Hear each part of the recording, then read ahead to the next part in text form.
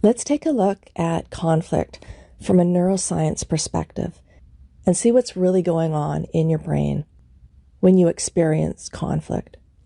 So when you first started having this persistent conflict with your partner, the first time you had the conflict, you were probably able to speak about the conflict with some level of logic and rationality, some level of emotional intelligence, with some level of emotional control. And you kept having this conflict, and you weren't able to resolve the conflict. And you might have felt a tiny bit of resentment because your brain likes things packaged off and sealed off, tied up in a bow, so it can move on to the next thing. Now you have this open-ended conflict that hasn't been resolved. You might notice the next few times that you had this conflict, it started to get a little bit more emotional. You started to feel triggered. You started to feel irritated and frustrated because the conflict didn't start from zero. It started from where you left off the last time you had the conflict. So it's like this additive, a sense that it's additive, that all these conflicts are kind of building up, especially if you're feeling resentment or emotional about whatever this conflict is. And what's happening in your brain is that it's detecting these patterns, and it creates these pathways in your brain of behavior and emotional response, and an emotional response to the experience that you're having inside of this conflict. And then that pathway, and it is a physical pathway in your brain of neurons that are connected together inside of this conflict, this pattern of conflict. And then you might notice that when you have that conflict now, if it's been happening for a while, the pathway becomes a slide. So as soon as you step into that conflict, you slide down behaviorally, what you do inside this conflict, and emotionally. You're triggered emotionally, and you slide into those emotions and that behavior, so that now you've almost lost all logic and reasoning because you're so emotionally triggered. And this is what happens in the brain when you're triggered emotionally.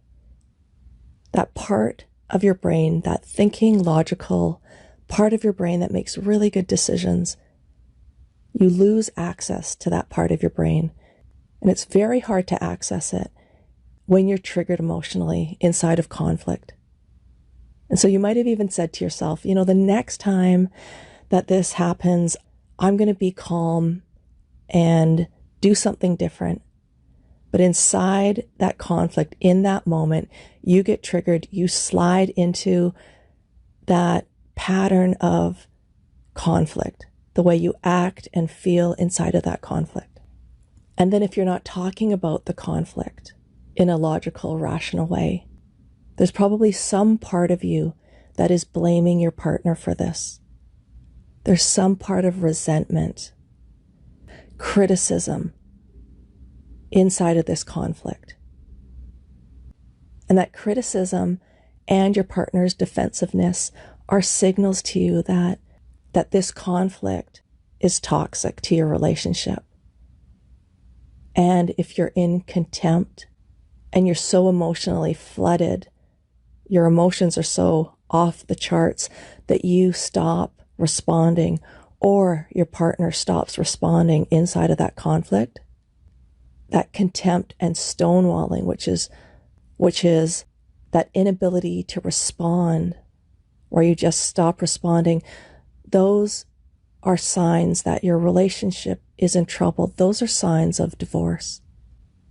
And if you're experiencing any of these around conflict, don't let that conflict go on for more than 30 days. Don't let your brain get into that pattern. If you're starting to slide into those conflicts, into that behavior and those emotions, it's time for you to do something about it. Don't wait for your partner. You need to take care of your emotional experience inside of this conflict. And so if your partner won't go to couples therapy with you, you can do something about it on your own. And hypnosis can do the work for both of you. Accelerated hypnosis can connect you with all the answers, all the resources that are available to you right now in your subconscious mind. You can't resolve this conflict with your conscious mind. You can't resolve this conflict by talking with your partner in this way where you get triggered emotionally. If this conflict could be resolved by your conscious mind, by talking about it with your partner, you would have solved this conflict ages ago. So let go of finding the answer with your conscious mind. The real problem exists inside of your emotions, inside of the subconscious mind, at the subconscious level. And inside your subconscious mind, there's always a problem and solution set. They come hand in hand. So the problem is there, as well as all the solutions to this problem, all the resources to really solve this problem for you, the conflict for you. And it doesn't need your partner, even though you think it might. Don't let your conflicts in your relationship go on for more than 30 days.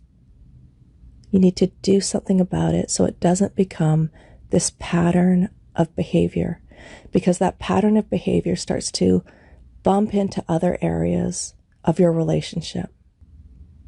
So if you've tried to resolve this problem with your conscious mind and you haven't been able to find that solution, you can connect through accelerated hypnosis with your subconscious mind, with that problem and solution set that's there waiting for you right now. So let me know if you have any questions, and we'll talk soon.